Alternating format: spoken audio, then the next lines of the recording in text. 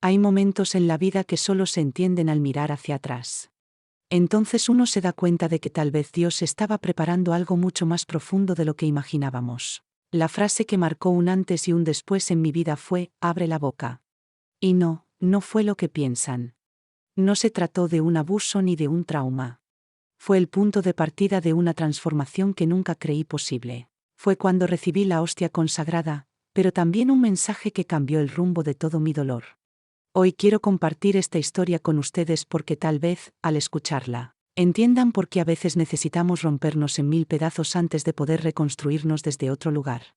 Todo comenzó en mi etapa más oscura, cuando creía que no habría más amaneceres para mí. Hola, queridos. Mi nombre es Marilén, aunque todos me dicen Mari.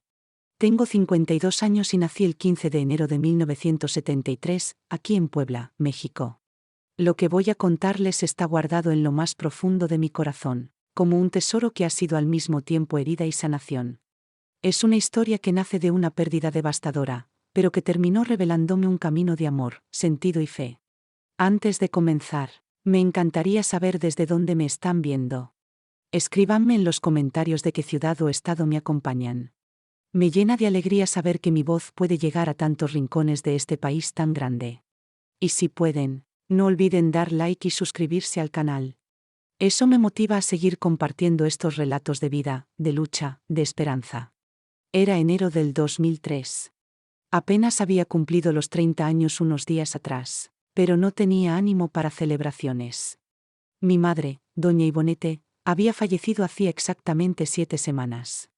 51 días, para ser precisa. Los contaba todos, uno por uno. Cada minuto desde aquella última vez que tomé su mano en la cama del hospital. 51 días habitando una oscuridad que jamás pensé que pudiera existir. Una sombra que no tenía que ver con la ausencia de luz, sino con la pérdida total del sentido. Vivía sola en un pequeño departamento en la colonia La Paz. Era un segundo piso de un edificio viejo de 3 niveles.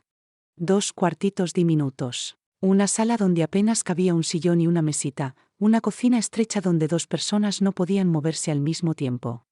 El baño tenía un cancel de plástico que rechinaba cada vez que se abría. Pero era mío. O al menos, lo había sido nuestro. De mi madre y mío. Hasta que ella logró reunir lo suficiente para ayudarme con el enganche, y luego yo seguí pagando las mensualidades sola. Ella se sentía tan orgullosa cuando logramos tener ese lugar. Fue en 1998. Yo tenía 25 años. Trabajaba como auxiliar administrativa en una tlapalería del centro. Mi madre siempre soñó con verme independiente. Decía: mi hija, una mujer necesita tener lo suyo. Nunca debe depender de un hombre, porque el día que más lo necesitas, él se va. Y ella sabía perfectamente de lo que hablaba. Mi padre, don Valdemar, nos había dejado cuando yo tenía apenas 6 años. Fue un martes de marzo de 1979. Recuerdo ese día como si fuera ayer. Salió temprano, me dio un beso en la frente, me dijo que iba a trabajar, y nunca volvió. No se llevó ropa. No dejó una nota. Simplemente desapareció. Mi madre se volvió loca de angustia. Llamó a hospitales, fue a la policía, contactó a los amigos de mi papá. Durante 3 días no comió ni durmió. Solo lloraba y buscaba respuestas. Hasta que su comadre, doña Eulalia, que vivía en Tlaxcala, llamó con una noticia que quebró por completo a mi mamá. Había visto a mi padre caminando de la mano con otra mujer, una tal Creusa. Iban con 2 niños pequeños. Tenía otra familia. Otra vida. Y a nosotras nos había dejado atrás como si fuéramos basura. Mi madre nunca volvió a ser la misma. No se volvió amargada ni rencorosa. Era demasiado dulce para eso, pero algo dentro de ella se apagó para siempre. Jamás volvió a tener pareja. No se interesó por nadie más. Dedicó su existencia entera a criarme. Trabajaba cosiendo para afuera. Tenía clientas fijas que le encargaban vestidos para fiestas, ropa de bautizo, cosas así. Pasaba las noches sentada frente a una máquina Singer vieja, heredada de mi abuela, dándole al pedal hasta el amanecer. Vivíamos en un cuarto rentado cerca del mercado de la Acocota. Una sola pieza que era todo: recámara, sala, cocina. El baño era un cuartito minúsculo al fondo. Pero mi madre lo tenía siempre impecable. Trapeaba a diario, daba cera al piso hasta que brillaba. Las cortinas de manta las hacía ella. Había un mantel tejido en la mesa, y una maceta con geranios que cuidaba como a un hijo. La máquina estaba junto a la ventana para que le diera la luz natural durante el día, y por las noches cosía bajo una lámpara vieja de metal que apenas alumbraba. Crecí viendo a mi madre trabajar sin descanso. Me despertaba en la madrugada y ella ya estaba ahí. Me iba a dormir y seguía en la máquina, con la espalda encorvada y los ojos cansados. Pero nunca se quejaba. Jamás habló mal de mi padre. Nunca le escuché una palabra de resentimiento. Solo trabajaba, siempre con esa sonrisa serena pero real. Y cada noche, por más cansada que estuviera, se tomaba un momento para sentarse conmigo, ayudarme con la tarea o contarme alguna historia. Las historias que me contaba eran lo mejor de mi infancia. Relatos de cuando era niña en el rancho de mi abuela, allá por Cholula. Creció entre milpas, corriendo descalza sobre la tierra, trepando árboles de capulín, bañándose en los ríos. Contaba esas memorias con tanta añoranza que yo casi podía oler la tierra mojada, escuchar el murmullo del arroyo, ver las gallinas picoteando el patio. Dejó todo eso atrás cuando se casó con mi padre y se mudó a Puebla, esperando una vida mejor. Pero no fue así. Lo que encontró fue abandono, lucha, y una ciudad que no la abrazó. Nunca regresó al rancho. Tal vez por orgullo, tal vez por vergüenza, o simplemente por esa terquedad nuestra de no darnos por vencidas. En 1996 conseguí un trabajo formal por primera vez. Fue un día de fiesta en casa. Tenía 23 años y me contrataron como auxiliar en Casa San Judas, una tlapalería del centro propiedad de don Anselmo. No era un sueldazo, pero era estable. Cada día 10 me depositaban. Y para nosotras, que veníamos de donde veníamos, eso era un lujo. Empecé a aportar en casa. Mes con mes le entregaba dinero a mi madre, y así nació la idea de tener nuestro propio espacio. Mi hija, hay que salir de la renta, decía siempre. Hay que tener algo propio, donde nadie pueda echarnos. Y así fue, con paciencia y sacrificio, que en 1998 logramos juntar para el enganche de un pequeño departamento en La Paz. Mi madre vendió su vieja Singer y compró otra más moderna, de segunda mano. Con lo que sobró, completó lo que faltaba. El día que nos mudamos fue uno de los más felices de mi vida. Un sábado soleado que aún recuerdo con nitidez. No teníamos muchas cosas, unos muebles viejos, ropa, las telas de mamá, las ollas de siempre. Pero para nosotras era un palacio. Cuando cruzamos la puerta por primera vez, mi madre lloró. Lo logramos, mija. Este es nuestro lugarcito. Pasó la mano por las paredes como si tocara algo sagrado. Abrió todas las ventanas y roció agua bendita en cada rincón. Vivimos juntas allí durante 2 años. Y fueron buenos años. Había rutina, cariño y comida caliente al final del día. Yo salía temprano a trabajar y al regresar siempre me esperaba un platillo sabroso, arroz con frijoles, pollo guisado, chilaquiles con su crema. Charlábamos durante la cena, de sus clientas, de mi trabajo, de sueños sencillos para el futuro. Fue en el año 2000 que comenzó a hablar del campo. Tenía unos 47 años y decía que empezaba a sentir el cuerpo cansado. Mija, quiero envejecer donde el aire sea limpio, sin tanto escándalo de ciudad. Y yo lo entendía. Aunque Puebla no era un monstruo como la capital, para alguien que creció entre silencio y tierra mojada, la ciudad podía ser agobiante. Comenzamos a planear. Ella se iría a una casita cerca de Cholula. Tendría su huerto, sus gallinas. Y yo seguiría trabajando, visitándola los fines de semana. Estábamos ilusionadas. Pero la vida tenía otros planes. En octubre del 2001, mi madre empezó a quejarse de dolores en la espalda. Pensó que era por tanto tiempo sentada frente a la máquina. Se compró una pomada. Parecía mejorar, pero el dolor no se iba. Para noviembre ya tomaba analgésicos todos los días. Yo le insistí en ir al médico. Pero tenía miedo. Miedo de lo que podrían encontrar. Miedo del hospital. Miedo de las respuestas. A finales de diciembre logré que aceptara una consulta en el centro de salud. Como siempre, hubo demoras. Un joven médico la revisó rápido. Pensó en la columna, pidió una radiografía. Tardó semanas. El resultado llegó a mediados de enero del 2002 y mostró algo sospechoso. Una sombra. No sabían qué era. Pidieron más estudios. Estudios que ahí no podían hacer. Tuvimos que acudir a clínicas privadas porque el seguro popular tardaría meses. Y ahí empezó nuestro infierno. Los exámenes confirmaron la presencia de un tumor.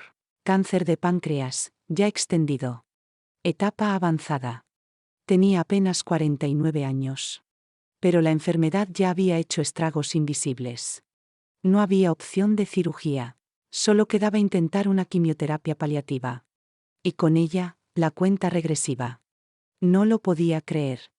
No podía ser real. Mi madre, la mujer invencible, la que nunca enfermaba, se estaba apagando. En febrero comenzó las sesiones. Cada semana la llevaba al hospital. Faltaba al trabajo, pasaba las horas a su lado mientras la quimio entraba por sus venas. Veía cómo el veneno luchaba contra el cáncer, pero también la consumía.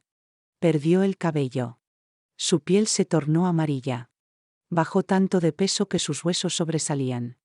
Dejó de comer. Todo lo vomitaba. El dolor la devoraba. La morfina se volvió su única tregua. Y lo más doloroso era verla, ella, tan fuerte, volverse dependiente. Para bañarse, para vestirse, para ir al baño.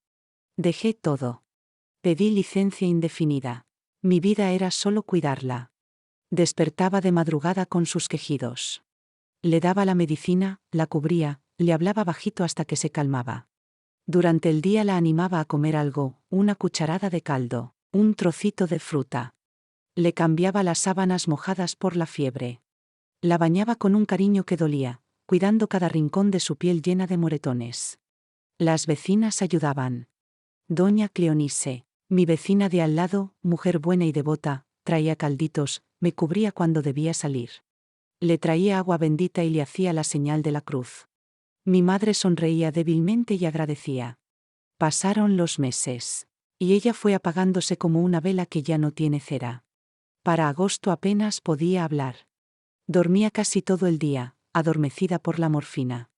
Yo me quedaba sentada junto a su cama, mirándola respirar, rogándole a Dios que me diera un día más. Solo uno más. Fue el 20 de noviembre del 2002, un miércoles, cuando mi madre partió. Era temprano. El sol apenas asomaba. Me había quedado dormida en la silla, tomándole la mano. Desperté porque algo faltaba.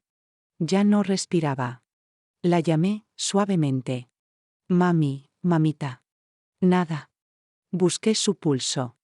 Nada. Le puse la mano frente a la nariz. Nada. Se había ido.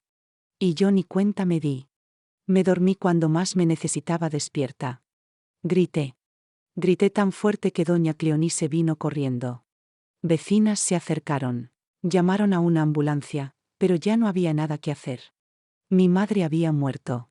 Y yo me quedé completamente sola en este mundo. El entierro fue el sábado siguiente. Llovió todo el día con esa llovizna helada y persistente que suele traer noviembre. En el velorio hubo poca gente.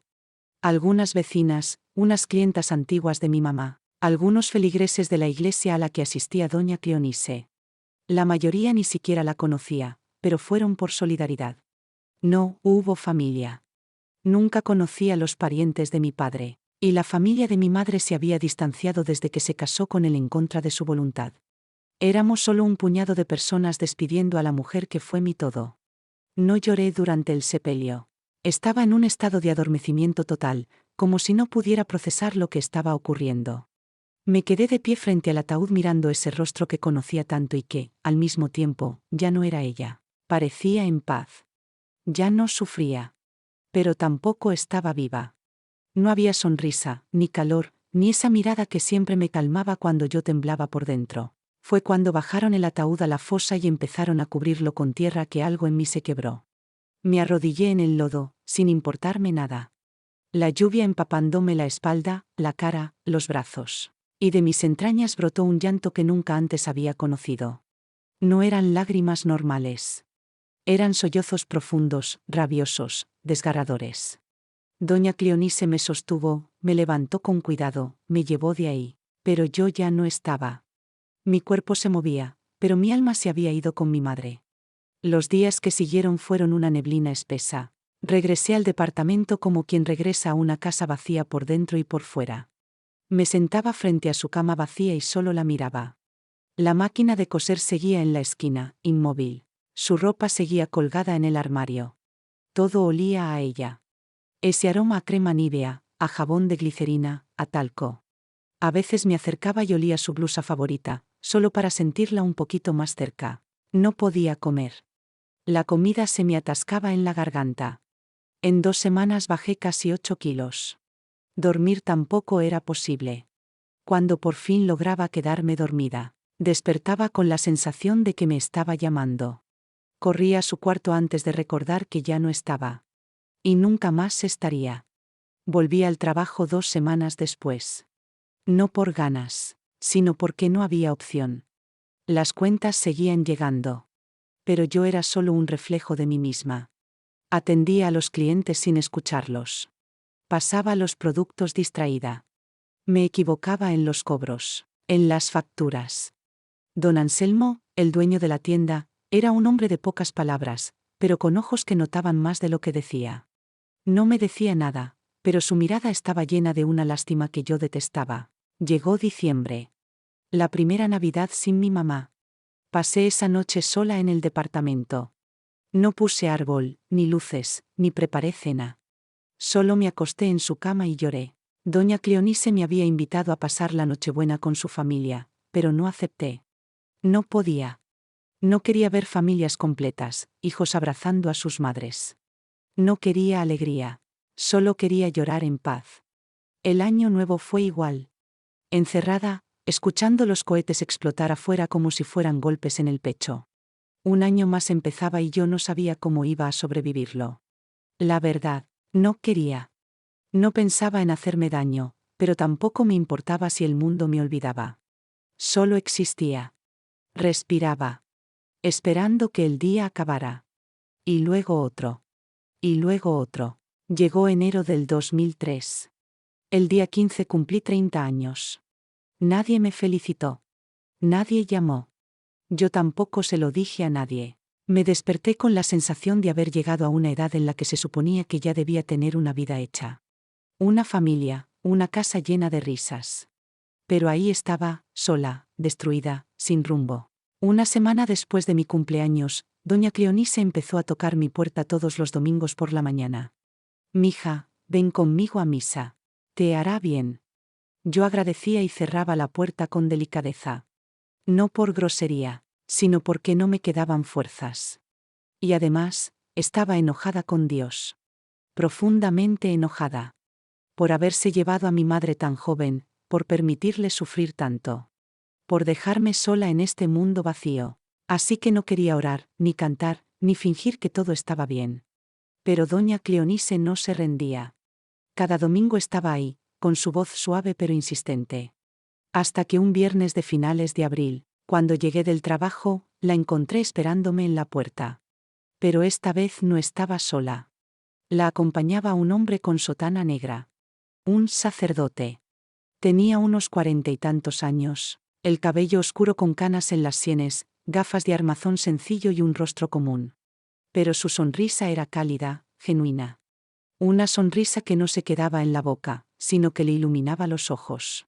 «Marilén, mi hija, te presento al padre Florencio», dijo doña Cleonice con esperanza en la voz. «Es el párroco de la Iglesia de la Gloria, la que está cerquita. Le conté sobre ti y quiso conocerte». Me quedé paralizada, la llave en la mano. Pensé en inventar una excusa. Decir que tenía prisa o que estaba muy cansada. Pero hubo algo en la mirada del padre que me hizo quedarme. Tal vez fue la ausencia total de juicio, o la calma en su voz. O simplemente que ya no podía seguir sola. «Buenas tardes, Marilén», dijo extendiéndome la mano. «No vengo a obligarte a nada, ni a dar sermones. Solo quiero recordarte que no estás tan sola como crees. Y que Dios, aunque estés molesta con Él, no está molesto contigo. Él comprende tu dolor mejor que nadie». Le estreché la mano en silencio. Sabía que si abría la boca, me rompería en 1000 pedazos. Abrí la puerta, y sin pensarlo demasiado, les hice un gesto para que pasaran. Doña Cleonice entró como si fuera su casa. Ya conocía cada rincón del departamento de tantas veces que había venido a verme. El padre Florencio en cambio avanzó con cuidado, observando en silencio, con un respeto profundo por el espacio y por mi caos. Porque sí, todo estaba hecho un desastre. Ropa sobre el sofá, trastes sucios en el fregadero desde hacía días, el piso sin barrer, la mesa llena de papeles sin abrir. Había dejado de cuidar el departamento igual que había dejado de cuidarme a mí. Por favor, siéntense, dije mientras quitaba ropa del sillón y la arrojaba a un rincón. Disculpen el tiradero, no esperaba visita. No te preocupes, mija, respondió el padre con esa voz tranquila suya. Una casa en duelo no tiene que estar ordenada. El dolor agota. Y a veces no deja espacio para nada más. Esa frase me atravesó el pecho. No estaba minimizando lo que yo sentía. Lo reconocía.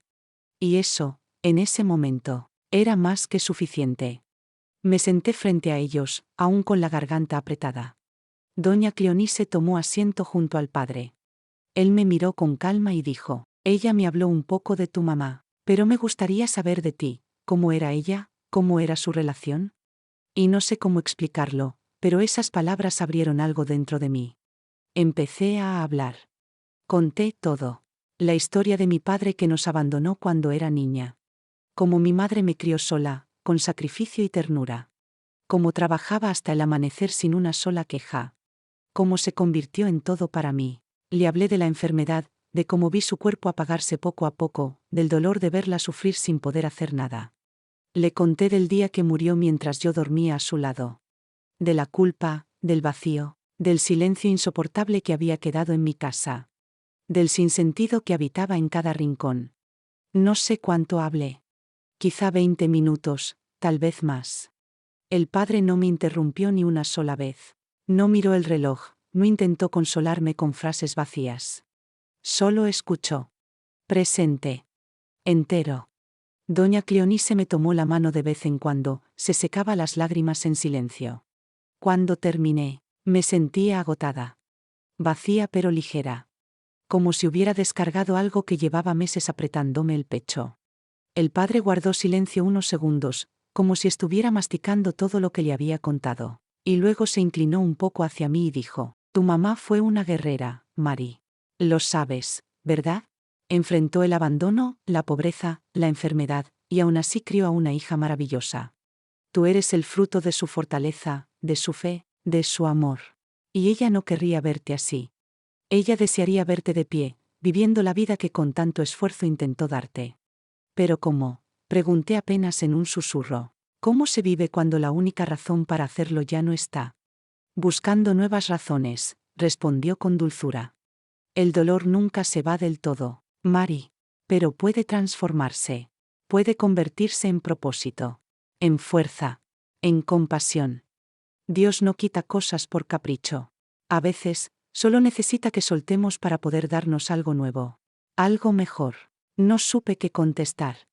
Pero sus palabras dejaron una grieta en esa oscuridad que me rodeaba. Pequeña, imperceptible, pero real. Antes de irse, el padre sacó una tarjeta del bolsillo y me la entregó. Tenía el nombre de la iglesia, su número, y una invitación sencilla escrita a mano. Misa especial el próximo domingo. No tienes que decidir ahora. Pero si un día sientes que quieres salir, rodearte de personas que conocen el dolor y también la fe, las puertas están abiertas. Después que se marcharon, me quedé horas sentada en el sillón, mirando esa tarjeta como si pesara una tonelada. Iglesia de la Gloria Padre Florencio. Era solo un pedazo de papel, pero representaba una elección que yo no sabía si estaba lista para hacer. Intentar otra vez. Confiar otra vez. Creer que tal vez, solo tal vez, algo bueno pudiera salir de todo aquel dolor. Los días siguientes pasaron en automático. Seguía yendo al trabajo, seguía regresando a casa y encerrándome en ese silencio. Seguía soñando con mi madre y despertando llorando. Pero ahora había algo distinto. Una curiosidad mínima. Una voz muy bajita que me susurraba: ¿y si el padre tenía razón? ¿Y si este dolor puede tener un sentido? Llegó el domingo 11 de mayo del 2003. Día de las Madres. El primero sin la mía.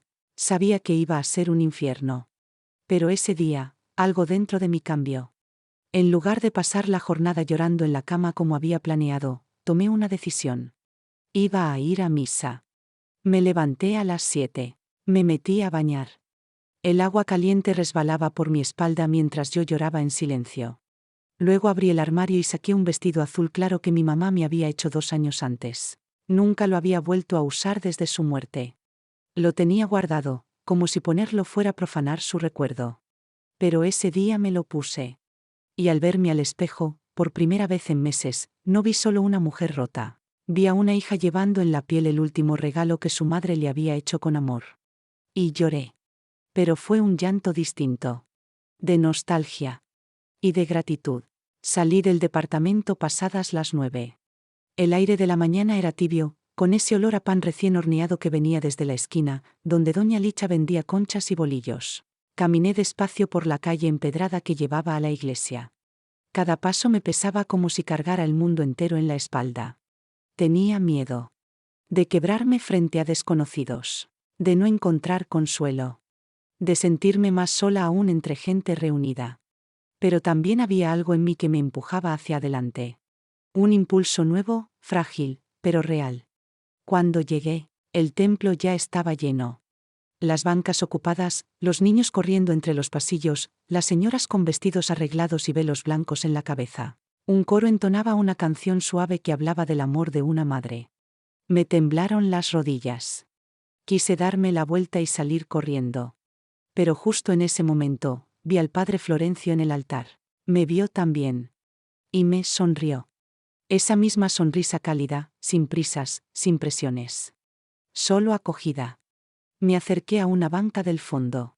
Una mujer mayor me hizo espacio y me senté. El corazón me latía tan fuerte que sentía que los de al lado podían oírlo.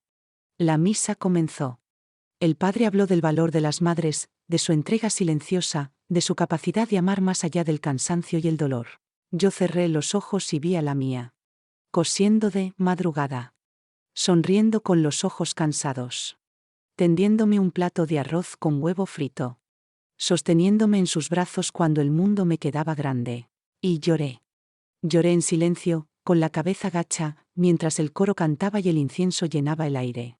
Lloré por todo lo que no dije. Por todo lo que no agradecí a tiempo. Por todo lo que me faltaba sin ella. Pero también lloré por algo nuevo. Por la sensación de estar acompañada. De no ser la única rota. De no estar tan sola. Al final de la misa, el padre invitó a pasar a quienes quisieran recibir la comunión. No me levanté. No estaba lista. Pero cuando terminó, se acercó al fondo y me habló en voz baja. ¿Te puedo bendecir? Asentí. Me puse de pie y él apoyó una mano en mi cabeza. Cerré los ojos. Su voz era baja, pausada. Señor, bendice a tu hija Marilén. Llena los huecos de su alma con tu paz. Abrázala donde más duele. Recuérdale que no está sola, que tú también lloras con ella. Sentí un nudo en la garganta. Las lágrimas corrían sin control. Pero no eran las mismas de antes.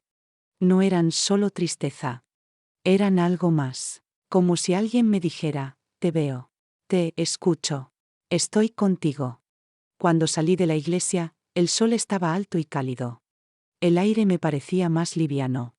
Y por primera vez desde noviembre, tuve ganas de comer algo. Fui a la panadería de doña Licha.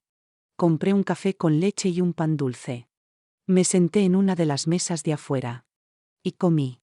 Solito ese acto, tomar un desayuno en la calle, fue una victoria. Una grieta en la niebla. Un paso. Esa semana, después del trabajo, limpié el departamento. Lavé toda la ropa acumulada. Borré el polvo de los marcos. Abrí las ventanas. Tiré cosas que no hacían falta. Y dejé las que me recordaban a mi madre sin tristeza, sino con cariño. Colgué su rosario junto a la puerta. Encendí una veladora en la mesita de noche. Y volví a coser. Saqué una tela que ella había guardado en un cajón. No sabía bien qué hacer con ella, así que solo me senté frente a la máquina y dejé que las manos se movieran solas. El sonido del pedal, el roce de la aguja, me conectaron con ella de una manera que no había sentido antes. Sentí que estaba ahí. Mirándome. Orgullosa. Y por primera vez, no lloré. Solo sonreí. Semanas después comencé a asistir a misa cada domingo. No por obligación. No porque sintiera que era mi deber. Sino porque me hacía bien. Porque ahí, entre salmos, silencios y miradas humildes, encontraba algo que en ningún otro lado hallaba: consuelo. El padre Florencio me ofreció participar en un pequeño grupo de apoyo que reunía a personas en duelo. Al principio dudé. Pero luego acepté. Y fue una de las mejores decisiones de mi vida. Conocí a otras mujeres que también habían perdido a sus madres, a sus hijos, a sus parejas. Escuché historias tan dolorosas como la mía. Y descubrí que cuando uno comparte la pena, esta pesa menos. Que cuando otra persona te dice, yo también sentí eso, una parte del alma se reconcilia con el mundo. A medida que pasaban los meses, comencé a encontrarme a mí misma en los pequeños gestos. Acompañaba a doña Cleonice a visitar enfermos del barrio. Llevábamos caldo caliente a una señora con diabetes que no podía cocinarse sola. Leía cartas a una anciana que había perdido la vista. Escuchaba, simplemente escuchaba, a quienes ya nadie tenía paciencia de oír. Y descubrí que el dolor, cuando se comparte, no solo alivia. Sana. Un día, después de una de esas visitas, el padre Florencio me llamó aparte. Marilén, ¿te has dado cuenta de todo lo que estás haciendo? Lo miré confundida. Solo estoy ayudando en lo que puedo. Él sonrió con ternura. Eso que llamas solo es exactamente lo que cambia al mundo. Estás poniendo tu dolor al servicio del otro. Eso es amor en su forma más pura. Me quedé en silencio. No me había visto así. Pero sus palabras se quedaron conmigo. Una noche, mientras me preparaba para dormir, abrí un cuaderno en blanco que tenía guardado. Y comencé a escribir. No sabía bien qué. Solo dejé que las palabras fluyeran. Escribí sobre mi madre, sobre su risa, sobre sus frases, sobre cómo doblaba la ropa con tanto cuidado que parecía un arte. Escribí sobre los días en que no podía levantarme de la cama, sobre el primer desayuno después del duelo, sobre el día en que volví a ponerme lápiz labial sin sentir culpa. Escribí para ella. Y para mí. Y poco a poco, sentí que estaba bordando con palabras los hilos rotos de mi alma. Ese cuaderno se convirtió en mi refugio. Y luego, en una idea. Un día, durante una reunión del grupo de duelo, compartí algunos fragmentos. No esperaba nada. Solo quería leerlo en voz alta para sacarlo de adentro. Cuando terminé, varias personas se acercaron. Lloraban. Me abrazaban. Una mujer me dijo, Marilén, lo que escribiste es exactamente lo que yo siento, pero nunca supe cómo decirlo. Otra me pidió una copia para leérselo a su hija. Y así, lo que empezó como un desahogo personal, se transformó en puente, en espejo, en consuelo.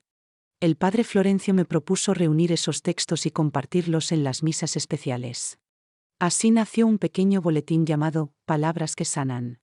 Cada domingo incluía un relato, una reflexión, un recuerdo de mi madre. Y la gente empezó a esperar esos escritos. Algunos se los llevaban a casa. Otros los regalaban. Y yo sentía que, de alguna forma, mi madre seguía viva en cada letra. No solo eso. También yo renacía.